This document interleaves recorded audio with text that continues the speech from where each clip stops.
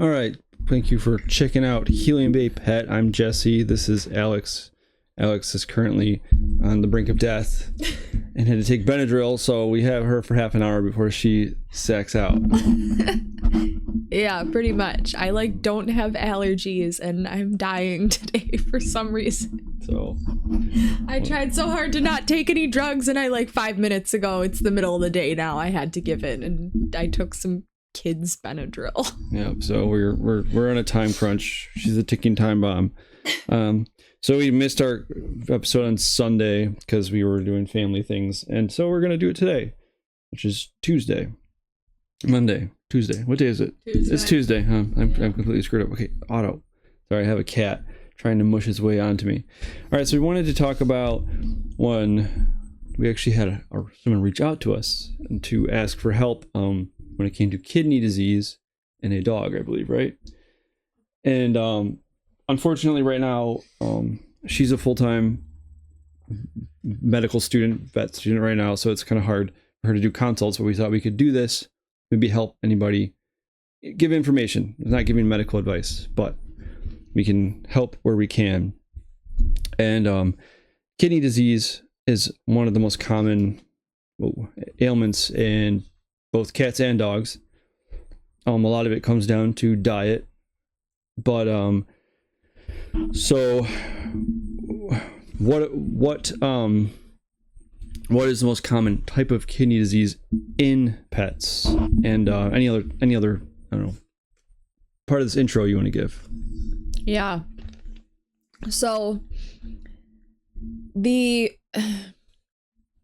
I guess to answer your question first, you can have an acute kidney disease. We call it an AKI, an acute kidney injury. That is going to be from getting into something that is really toxic to your kidneys, though. So pets getting into things tends to be a younger pet problem. That's, a trip to the emergency vet, and definitely not fun and really scary, but that's not what we're talking about today. We're going to talk about chronic kidney disease, because in just the scheme of things, this is much more common, and more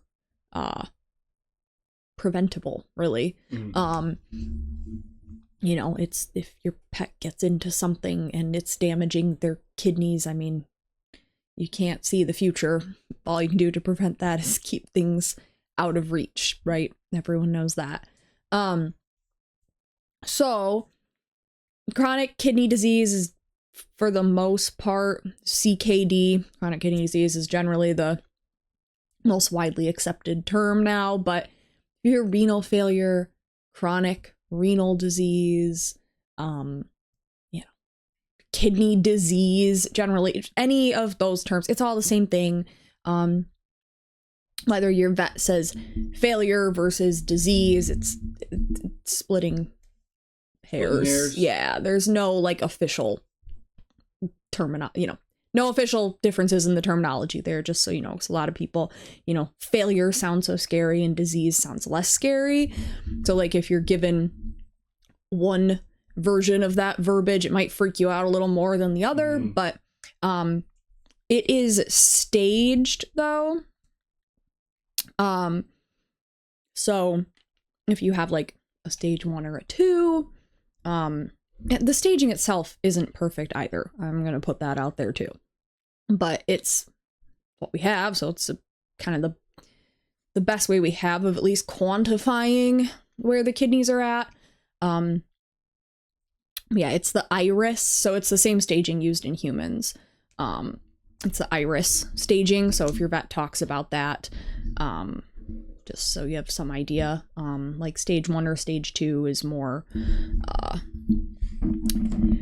not as advanced, and then stage 3 and stage 4 are more advanced. Not, the more advanced, the less good it is, obviously. But what I have really noticed for years now, is at one point in time, chronic kidney disease, it was a cat problem. It was like an old cat problem, right? So cats, being desert creatures, having like no thirst drive, they don't drink water. If you feed them kibble, really any kibble, not even like if you feed like kibble and canned food, if you feed them any kibble, their body is functioning in perma dehydration and it just destroys their kidneys. So that's extremely simplified, but that's kind of why kidney disease has been this historically feline issue. But I have really seen in the last 5 to 10 years, probably 10 years, that it's like the number one thing I see in dogs now, as far as a chronic disease. Like people coming to me for help with pets with chronic disease, which is generally why they come to me for help. Dogs with chronic kidney disease is the number one thing I see. See a ton of cats with it as well, but I just can't believe the number of dogs I see with it now. It's really depressing, honestly.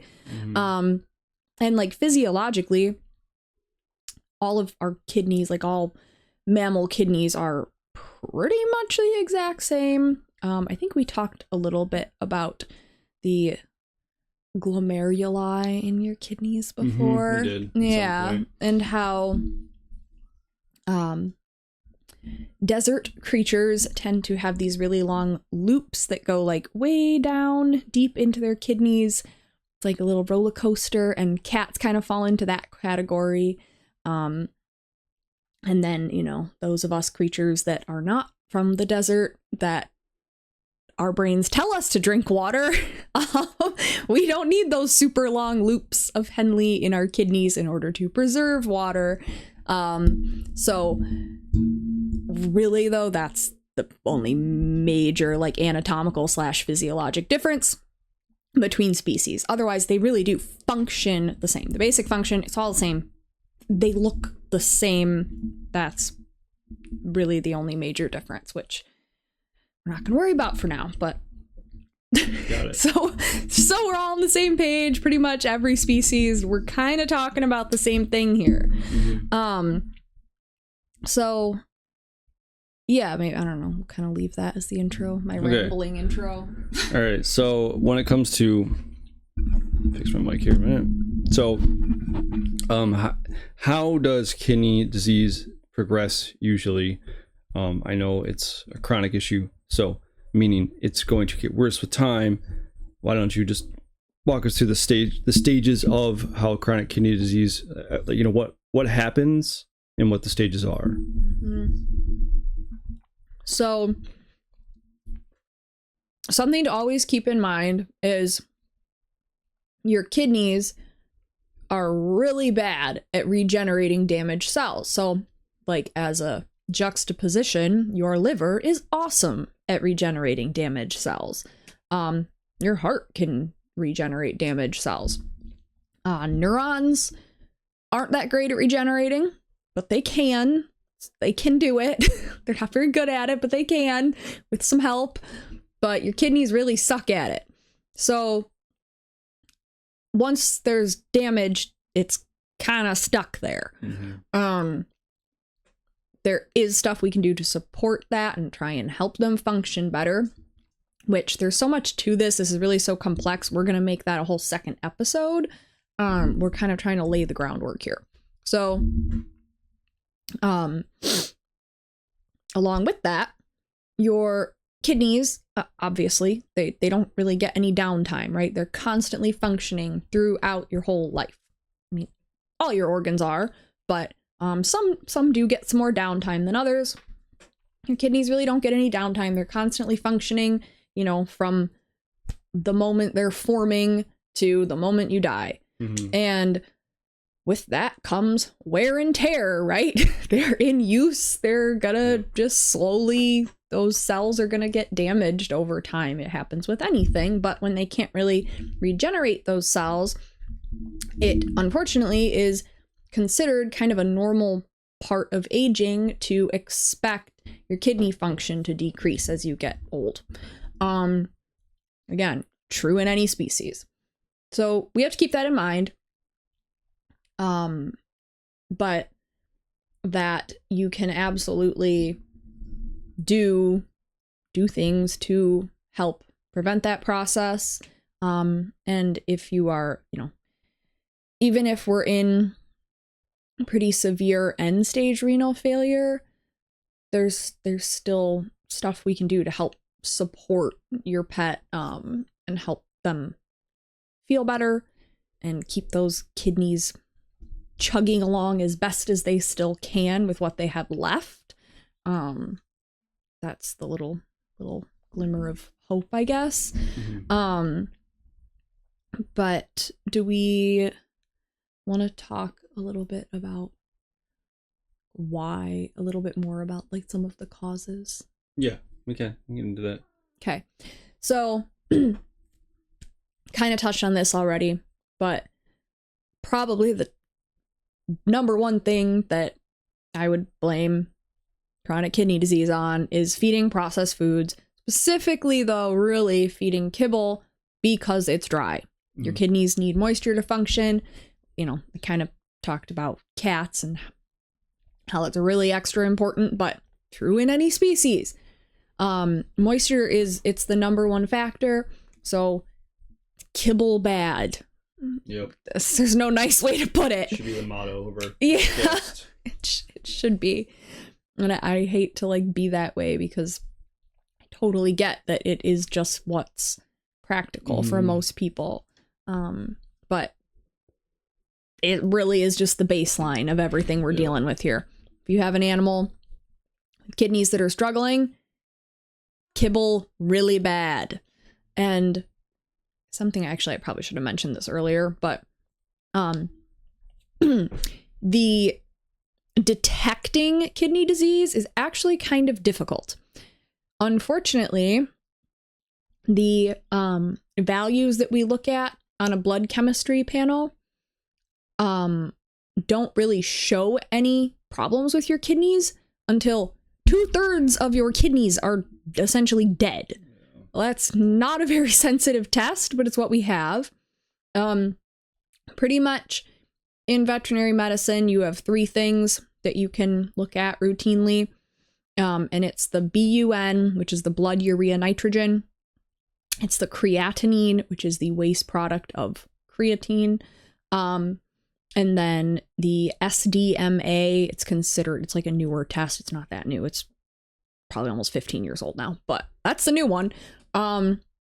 It's supposed to be a much better test, but it's kind of debated if it really is that much more sensitive. So we look at those 3 things together to have some idea of where we're at. But yeah, unfortunately, those things don't really definitively start increasing, above the reference interval or quote unquote normal levels until your kidneys are really struggling. So there's that. I mean, the flip side though is you can survive with pretty minimal kidney function, right? It's why you can donate a kidney and be pretty much perfectly fine. You can lose 50% of your kidney function for like decades. Yep. That's pretty amazing. So, think of it that way too. It's not all doom and gloom. So a little bit back to causes. So kibble bad, sorry, there's no nice way to put it. And then, so it's really these environmental factors, because you have genetic factors within you, just like any disease, that you can't change those. All you can do is manipulate environmental factors to change genetic expression, the proteins your genes express, basically. So food is technically the only way to do that. So food, very important. We'll talk more details in the next episode about some specifics for what you can do. But basically removing as many toxins as possible. So what do your kidneys do? They remove a lot of toxins out of your body, right? Your kidneys and your liver, pretty much between those 2 organs, they're getting all the bad stuff out of your body. And there are a lot of toxins that, even if it's something that would normally be metabolized by your liver, if your liver gets overwhelmed by that toxin, it becomes your kidneys' problem. Your kidneys have to deal with that as a backup plan. So it's like they kind of have to deal with anything, and we live in a world that we're bombarded by a lot of toxins. Like you can, just do everything in your ability to avoid them. It's impossible to avoid everything, right? And especially with our pets walking around with their bare feet on pavement, and then pesticide laden yards, walking out in public with bare feet is a really good way to absorb extra toxins, and then they lick them, right? Yeah. Those paw pads, they look thick and tough, but they're actually pretty amazing at absorbing things. Right up through those thick callus looking paw pads. They can actually absorb a ton of stuff from the environment. What about like salt in the winter? Would that have an effect too? Can they absorb that too? Like stuff like that? I just thought. It's yeah. It's definitely like really irritating. Definitely important to protect your pet's feet from that, because they really are so sensitive. Again, we think it's like, oh, they've got built-in shoes with their paw pads, but it's not the reality. Their paw pads, they protect them a little bit from sharp rocks and stuff on the ground, but they're actually very delicate little haptic feedback mechanisms. So, keeping that in mind. But so some of those environmental toxins that we can actually do something about are vaccines.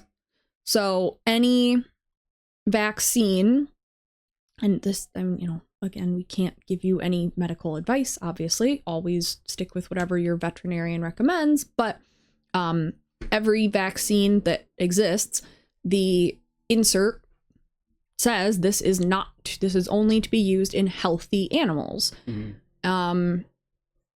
An animal with a disease, chronic kidney disease, is not healthy. They have a disease. Mm-hmm. So it's true of any disease, right? It's not that complicated.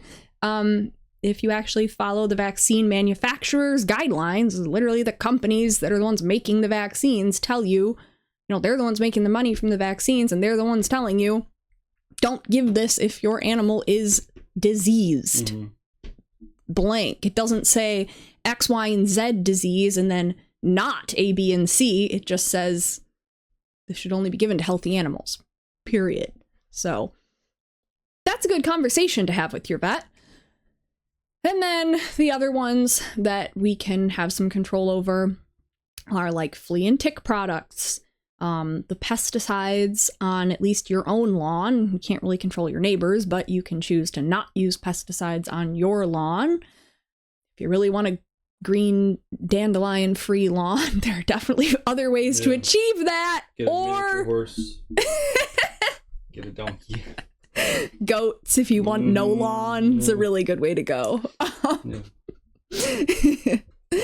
Yeah, lots of great options. Mm-hmm. But definitely, really, really, really, I don't know why people still spray their lawns. It kind of boggles my mind. So that, cleaning chemicals that you use around your house, be conscious of that. Your stuff you don't want your kids touching, you don't want your pets touching, you shouldn't be touching. You shouldn't be in your house. You don't want to breathe them.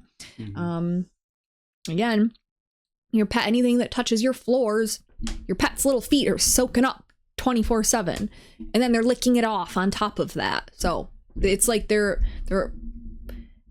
like, it's almost like they're worse than a toddler sticking everything in their mouth, like as far as toxin exposure, because they are just constantly licking their whole bodies, and especially their feet. Mm-hmm. And those little feet themselves are so good at absorbing things. So the water you give your animal, if you drink filtered water, your animal really should be drinking filtered water too. If you don't drink filtered water, you should be drinking filtered water. If you're on a well, you should still be filtering your water. It's really important. Really good water filters are really easily accessible now. Mm-hmm. So filter your water. Everybody's healthier then. I mentioned flea and tick products. there, there's so many good alternatives to all the chemicals. And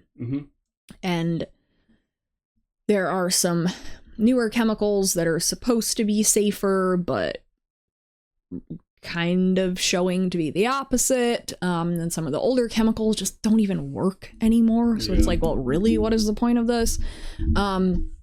If you live in Southern California, fleas are a nightmare. Like here, we're in Michigan. We get a cold, hard frost for many months out of the year. They die.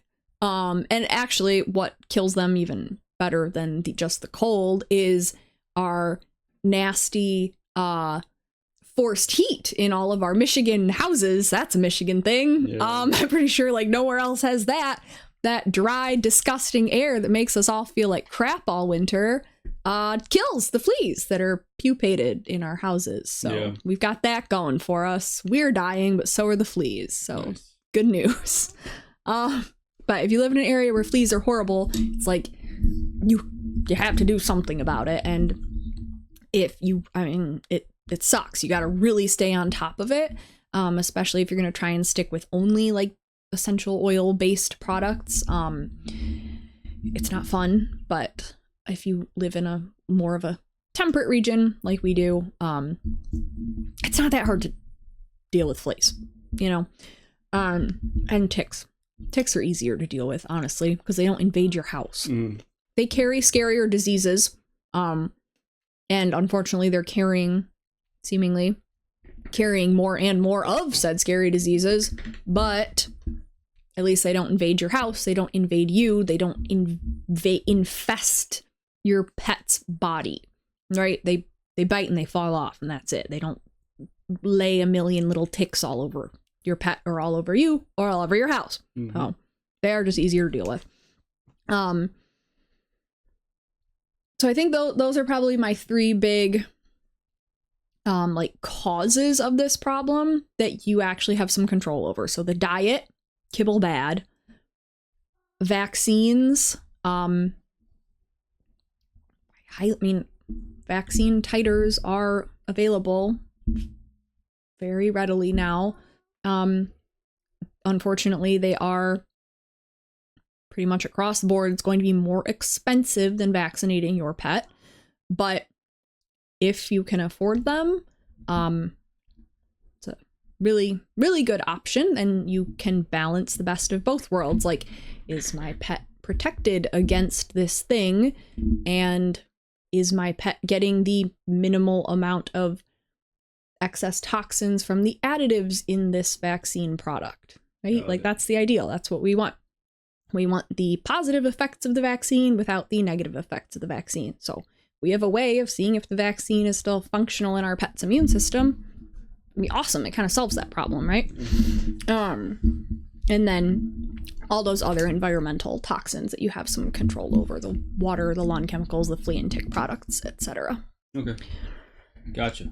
So do we end up going through the different phases of it yet?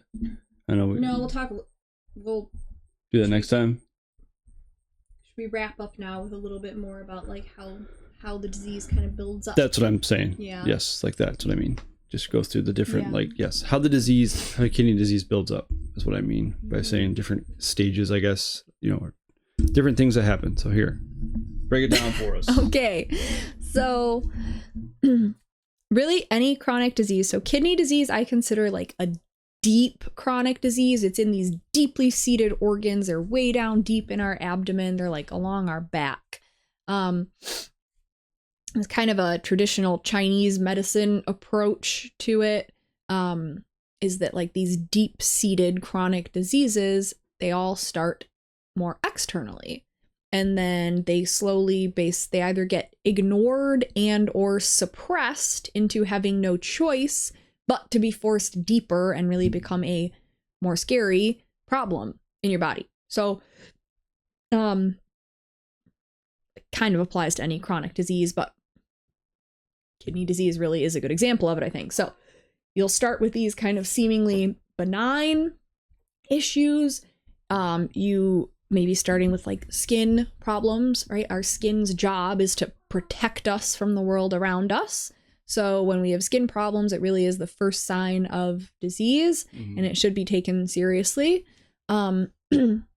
Because if we can actually address the underlying cause of those skin problems, we can then prevent the body from being totally overwhelmed at the surface and being forced to let that disease be driven deeper.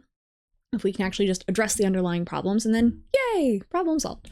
Right? So like lopping off things on your skin is not addressing the problem. That's your body grows weird things on the skin because it's trying to address the underlying problem. It's saying, I have a problem. My skin is here to protect me. I'm growing weird things on my skin because there's a problem. And this is me trying to get rid of the problem, right? I'm expressing it out on my skin. Like that's what we want, right? We don't want the body to have to deal with that thing on a deeper, more insidious level. So gross skin things, got to think about why they're there, what's really happening there, and address those actual problems, not the gross skin thing. That's not the problem. That's the body trying to save itself.